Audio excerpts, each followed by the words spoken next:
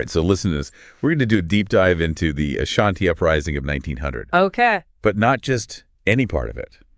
We're zeroing in on the final stages of this conflict and how it like ripples through history. Fascinating. Yeah, and we've got these excerpts from a historical document, which is sort of our window into the past. Right. And let me tell you, this thing is packed with stories of incredible bravery, political chess moves, and this artifact that's kind of like a heartbeat for the Ashanti people, the Golden Stool. Well, you know what's so captivating about this period is that it wasn't just about battles and who had the bigger guns. Right. This was about a culture fighting tooth and nail for its identity. Yeah. And the Golden Stool is right at the center of that struggle. Okay, so picture this.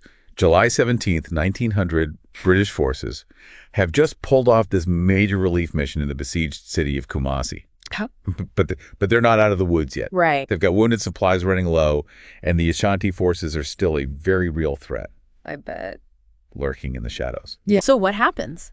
Well, so imagine the pressure on just 160 British soldiers. Wow. Led by Captain Eden, who are left behind to hold down the fort, like literally. 160 guys against an entire army. Yeah, talk about holding the line. They just dig in and pray. Well, not exactly. What do they do? So Eden, he was a clever one. Yeah. He knew that the Ashantis were known for these fierce attacks. Right. So he basically set a trap using the fort's 7-pounder cannons and Maxim guns to kind of turn the tables. So they used the fort itself as a giant weapon. Exactly. That's amazing. And what's fascinating is that Major Wilcox, the main British commander, Right. actually thought leaving such a small garrison behind was a huge gamble. Really? He figured that the Ashantis were too beat up from their earlier losses to even attempt another attack. So a little bit of luck on their side, perhaps. Yeah, maybe. But the bottom line is they held their ground. Wow. But now they got to get out of there. Right. They've got wounded, probably low on supplies. Yeah. What happens next? What happens? Well, next comes this brutal 3-day trek back to Bekwai. Oh, gosh. Imagine you're exhausted slogging through heavy rain and mud. Yeah. And not only do you have your own wounded to worry about, Right. but you're also escorting this massive number of civilians who are trapped in Kumasi.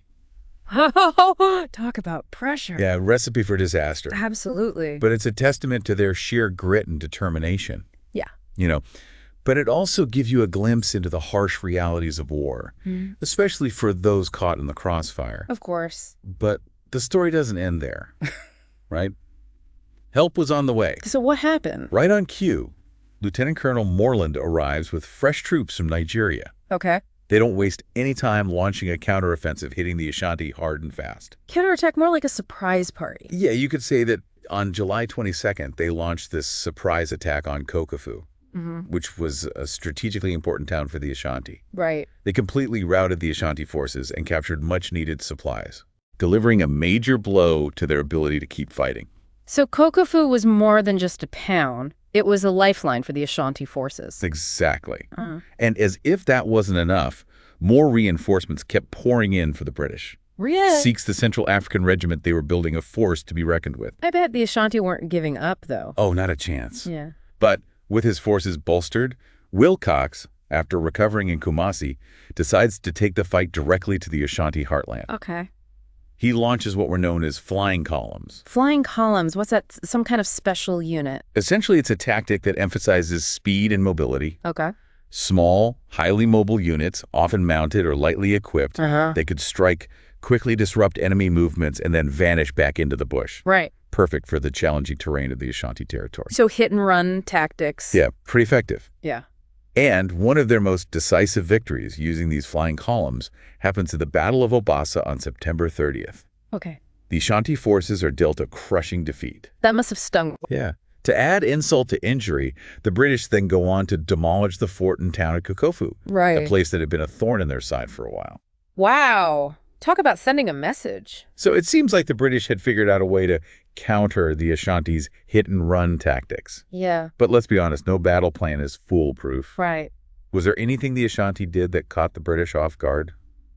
Well, they definitely had their moments. The Ashantis were masters of camouflage and utilizing that dense terrain to their advantage.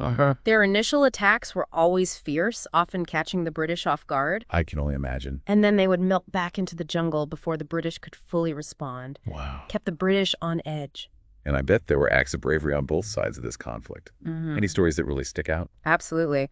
One British officer, Captain Charles John Mellis, earned the Victoria Cross, the highest military decoration for valor. Wow. For his incredible courage during the storming of Kakofo. So what happened in the end? Did the Ashanti just surrender? Well, it wasn't that simple.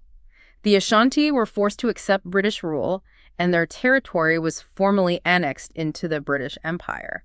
Okay. However, and this is crucial, they retained a surprising degree of self-governance. Wait, so it wasn't a complete takeover? Not quite. The British asserted their dominance, no doubt, but they also understood that completely crushing the Ashanti spirit would only lead to more problems down the road. Right. They allowed the Ashanti to manage their own internal affairs to a certain extent. And of course, there's the Golden Stool. Yeah. They never gave that up, did they? Not a chance. And that's really the heart of the story. Yeah. To the Ashanti, the Golden Stool wasn't just some fancy chair. It was the embodiment of their nation, their unity, their very soul. Right. To lose it would have been an unthinkable catastrophe. But I'm guessing the British didn't just walk away and say, all right, keep your stool. You're right about that. What happened next is a story of defiance, resilience, and a cultural symbol that refused to be captured. Well, I can't wait to hear more about that. Yeah. Let's take a quick break, and we'll be right back. Sounds good. Okay, so the Golden Stool, we know it's important to the Ashanti. Yeah. But the British are in control now. Right. What happens next? Well, here's where things get a little interesting. Remember those flying columns the British used so effectively? Yeah. Well, turns out the Ashantis were using a similar tactic, but not with soldiers. Oh, really? They were moving the Golden Stool. Wow. Constantly shifting its location, hiding it in plain sight. So while the British were busy chasing shadows, Exactly. the Ashantis were always one step ahead, Right. protecting their most sacred treasure. That's right. I bet that drove the British crazy. Absolutely. To the British, capturing the Golden Stool wasn't just about grabbing some shiny artifact. Yeah. It would have meant total victory. Yeah. A symbolic crushing of the Ashanti spirit. Yeah. It became an obsession for them. But the Ashanti weren't playing that game. Right. They knew its true value, its power. Uh-huh. As long as the Golden Stool was safe, Yeah. their spirit, their hope remained unbroken. Exactly. It's a testament to their understanding of cultural warfare. Yeah. Recognizing that some battles are won not on the battlefield, Right. but through the preservation of symbols of beliefs, of the very essence of what it means to be Ashanti. Okay, but we know the British didn't just give up. What did they do after the fighting died down?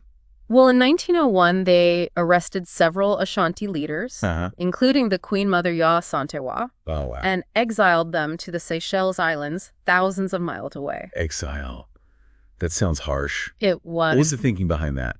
The British saw these leaders as the heart of the resistance. Okay. By removing them, they hoped to quell any further uprisings and solidify their control. It was a tactic used throughout their empire, Right. disrupting traditional power structures and making it harder for colonized people to resist. And what about Yaa Asantewaa? What was her fate? She remained in exile for 25 years, and sadly, she died there in 1921. Oh. But even in exile, she became a symbol of defiance, of unwavering strength in the face of oppression. Today, she's revered in Ghana as a national hero. Yeah. A testament to the enduring power of her legacy. It's amazing how, even in defeat, certain figures can transcend their circumstances and become beacons of hope for future generations. Oh, that's right. Okay, so we've got the Ashanti leaders in exile. The Golden Stool still hidden. Did the British ever find it? That's where things get a little ironic. Uh-oh. Fast forward to 1921. Okay. A group of Ashanti laborers, completely unaware of the stool's significance, stumbled upon its hiding place. Oh, no. They thought the golden ornaments on it were just valuable trinkets, so they removed them. That doesn't sound good. What happened when the Ashanti found out? The Ashanti court was furious. Yeah. They sentenced the laborers to death Wow. for this act of sacrilege. It shows you just how deeply revered the Golden Stool was. Right. Even decades after the war, it held immense spiritual and cultural power. Absolutely. That was to put the British in a tough spot. It did. On one hand, they're the ruling power. On the other hand, you've got this death sentence that, from the Ashanti perspective, is completely justified. A real dilemma. Yeah.